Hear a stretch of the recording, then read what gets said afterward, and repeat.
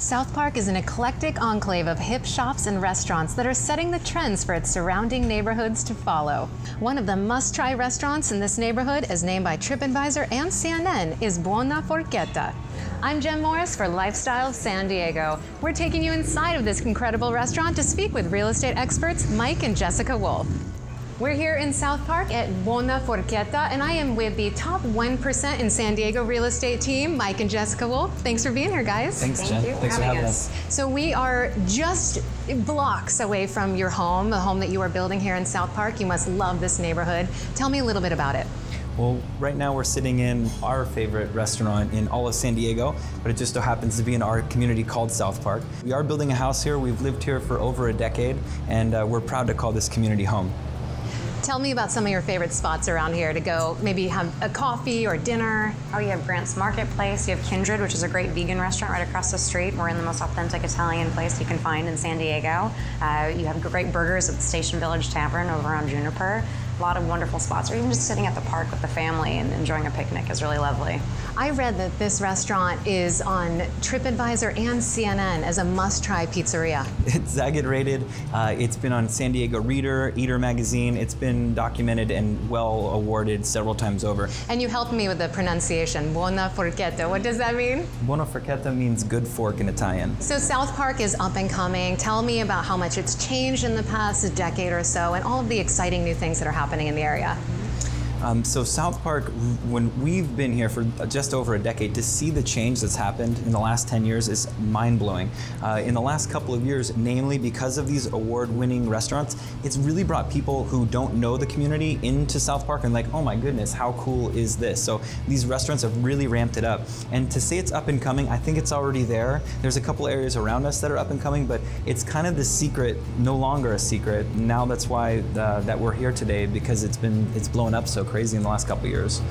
You're a mom, you both have a child together. Tell me a little bit about the family events that are happening here in South Park. There's some wonderful activities. They do a walkabout every quarter that's really fun for the whole family. The streets liven up, the businesses open up, they have live music, they have events for kids in terms of like little arts and crafts and things like that, which is really wonderful. Plus, they have they have also a old house fair, and they have something that's coming up on the 17th of September. It's called the Taste of South Park. So Buona Forchetta, along with like 20 other restaurants, are going to be venued throughout all of South Park. One ticket, get to be able to taste a little bit of each restaurant, a little bit what they have to offer, which is totally cool. And that's coming up on the 17th, which is, I believe, is a Saturday.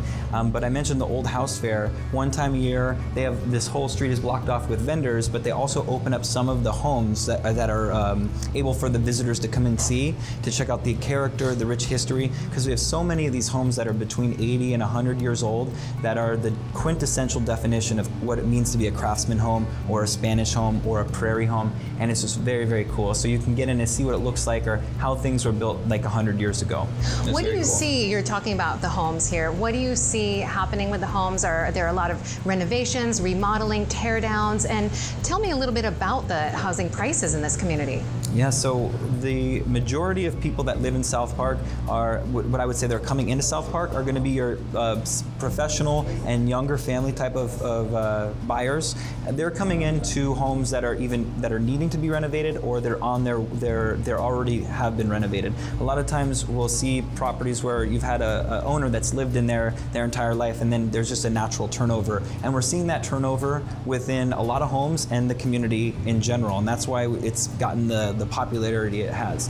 Most homes in this community are between, say, 16 and 2,200 square feet, 3 and 4 bedroom homes. Your average 3-bedroom, 2-bath, 1,600 square foot home is probably between $750 to $850. Your entry-level home in South Park is about $600,000, and you can get prices up to 1.5.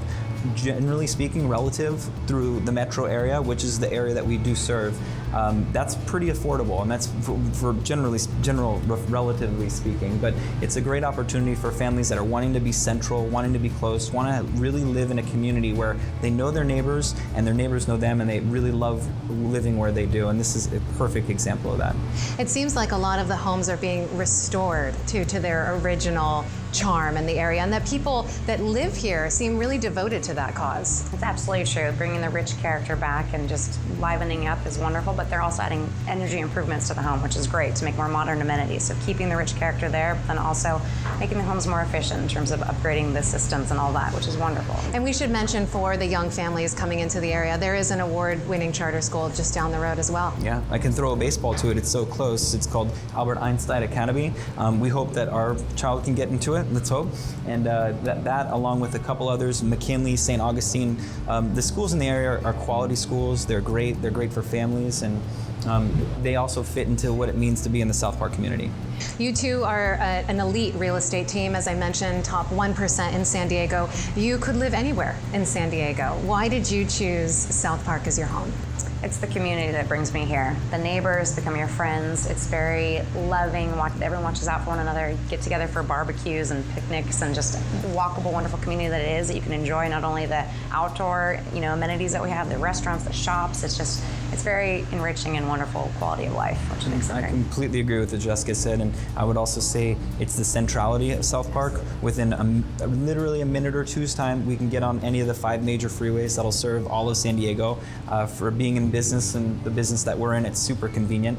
We're a $6 Uber ride to right downtown, $8 Uber ride to the airport. It's super convenient, and it's been awesome. But in the last 2 or 3 years, because of a restaurant like this, because of the bar scene, and the bar scene, which is amazing in South Park and North Park, there's more awards in this on 30th Street corridor than I think all of Germany for the breweries. My favorite is like Modern Times and Mike Hess, but they can go toe to toe with countries in this small little node of San Diego. So like the brewery scene, the restaurant scene has really put this area on the map, and we've been lucky and fortunate to be able to watch the whole thing grow throughout.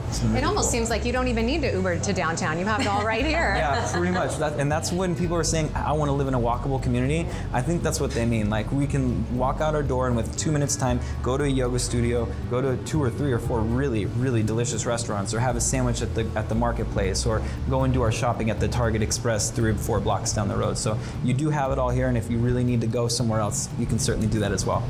You two are a husband and wife team. Tell me about how that is working together, how long you've been doing it, and how you really balance each other. Could not be happier working and living and having a professional business with my wife. I think we balance each other out perfectly. I know it's not for everybody, but I know when I first started in real estate, it was by myself, and it did okay. But when we started working together, they have the saying, 1 + 1 is 11. It's not 2. And so our business thrived. We did so well, and we're still doing well, and every single year is better than the last. So we hope that to continue. Something that we're both passionate about and enjoying together, and working hard to serve our customers and our clients is just really enriching and wonderful. So working. I know that you have some great footage of a property just blocks from here, a great example of the real estate really in South Park. Tell us about this property. This is a perfect example of what it means to be a historic craftsman. So I would love to have you check it out.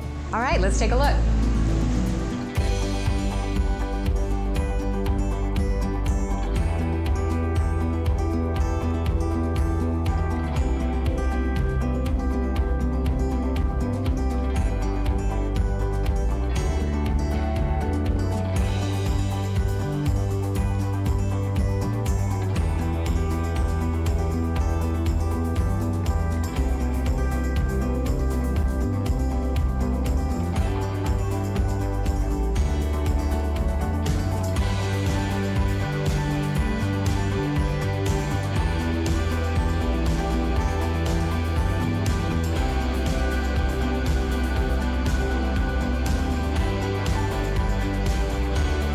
Thank you both so much for being here with us today.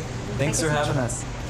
You just heard from real estate elite out of this marketplace, Mike and Jessica Wolf. I'm Jem Morris.